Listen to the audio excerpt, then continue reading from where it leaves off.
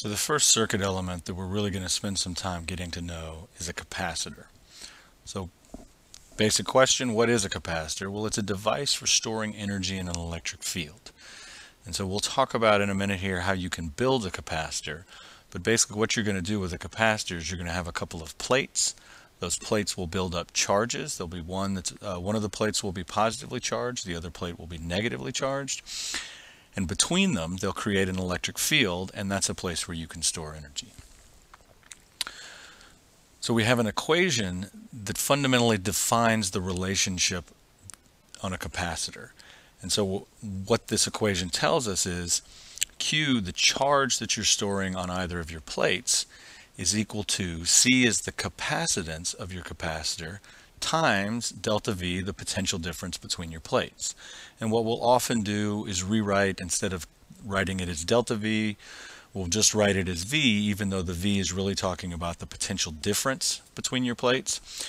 And so we'll talk about Q equals CV, and again, this is the fundamental relation for capacitors. It sort of tells us what's going on with a capacitor. And the basic idea is it's letting us know how much charge a capacitor can store at a particular voltage. Now, we can rewrite this equation, solve it for C, and so it's giving us an indication of what the capacitance is. And the capacitance is really just the ratio of the charge on your plates to the potential difference between them. What that means is that if your two capacitors have the same potential difference between their plates, the one with the higher capacitance value is capable of storing more charge. Or if they have the same amount of charge, the one with the higher capacitance value has a smaller potential difference between the plates. So when we look at a diagram, just a simple circuit diagram where we take our battery over here on the left, and again, I can see the negative terminal and the positive terminal. The positive terminal is the longer drawn line, the negative terminal is the shorter one. And I've connected my battery to a capacitor. The capacitor ends up with a positive charge on one plate and negative charge on the other. And in fact, it works out that the positively charged plate is the one that's connected to the positive terminal of the battery. The negatively charged plate is the one that's connected to the negative terminal of the battery. Now, obviously, if I add up the charge, the total charge on my capacitor, I always get zero. So when we're talking about Q, we're not talking about the total charge on the capacitor, because oddly enough, that's always zero. In fact, what we're talking about is the charge on either plate regardless of its sign. If I want to think about the units of capacitance, well, again, capacitance is defined as the ratio of charge to potential. Charge has units of coulombs, potential has units of volts. So one way I can think about the units of capacitance is that it's coulombs per volts, and that's called the farad. So what does the capacitance depend on? Well, fundamentally, the capacitance depends on the geometry of your capacitor. Let's start with the simplest geometry, and the simplest geometry is for a parallel plate capacitor. So my two plates, they're going to be flat. They'll have some surface area that I'm going to designate by A, and I separate them by some distance D. That allows me to build what's known as a parallel plate capacitor. And so when I connect them to a battery, again, I can put positive Q worth of charge on one plate. There'll be negative Q worth of charge on the other.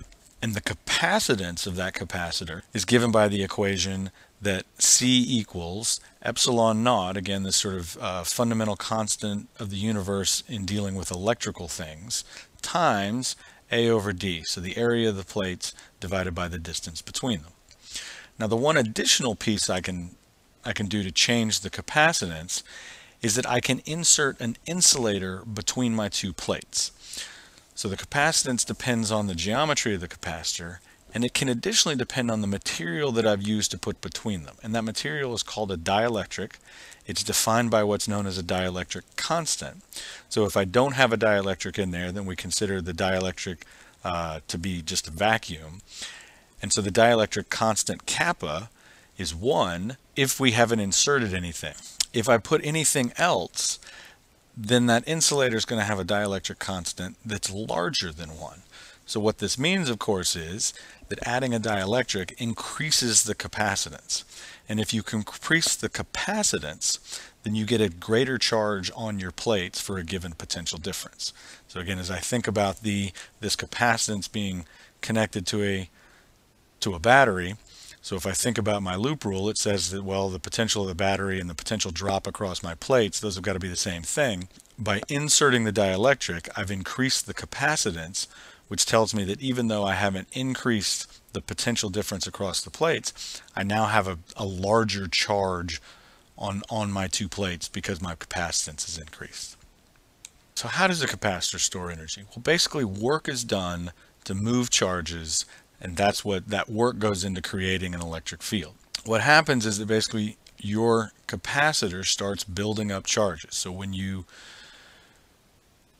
take an uncharged capacitor, you put it in a circuit, you close a switch, charges start flowing, they rearrange themselves on the plates so that effectively what you have is you have electrons that are building up on your negatively charged plate. You have electrons that are leaving your positively charged plate. And so what this acts like is it's as if you have a bunch of positive charges over here and a bunch of negative charges over here, and so that creates an electric field. And so the work in moving those charges around is where the energy in the electric field comes from. So how can we calculate that out? So how much energy is stored in a capacitor? Well, we can think about it as if we move this little tiny element of charge dq from one plate to another. And so in doing that, we had to do some work. We want to just, our work will be given by adding up all the tiny little pieces of work that we did and moving it across. And so in this case, that work happens to be given by the potential that we moved it through times our little charge element dq. So that's what our tiny little elements of work are going to be equal to. I can rewrite dq using my fundamental relation for the capacitor, where all I've done is convert this into differentials. So I've got, rather than q equals cv, I've got dq equals c dv. So the capacitance is fixed by my geometry.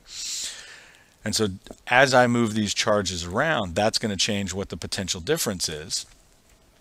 And so as I continue to move charge, I'll have, they'll have to move through different values of potential as I do this.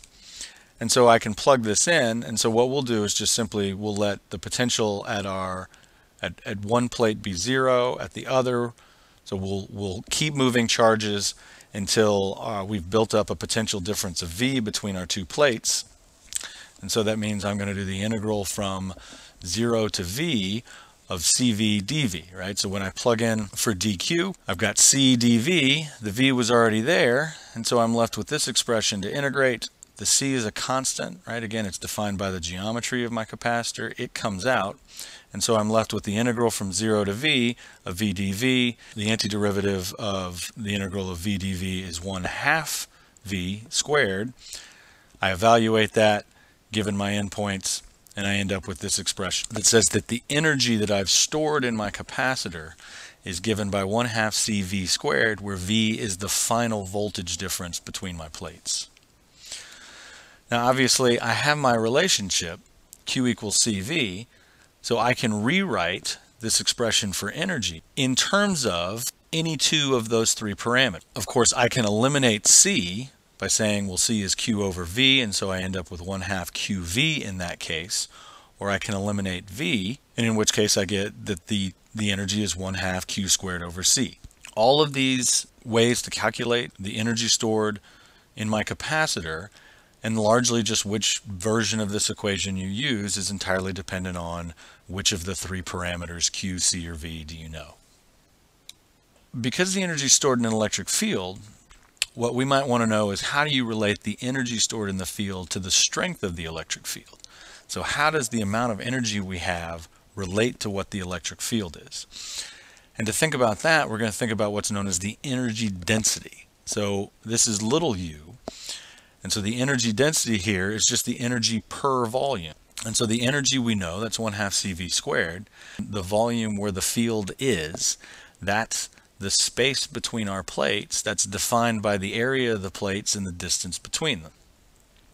If I use my expression for the capacitance for a parallel plate capacitor, and I know that the potential difference, because it's creating a constant electric field, the potential difference between my plates is given by the electric field strength times the distance of separation with a constant field, I can plug these in, and what I end up calculating out is that the energy density is equal to 1/2, again my fundamental constant epsilon naught, times E squared. So the electric field squared. So the energy density goes like the electric field squared.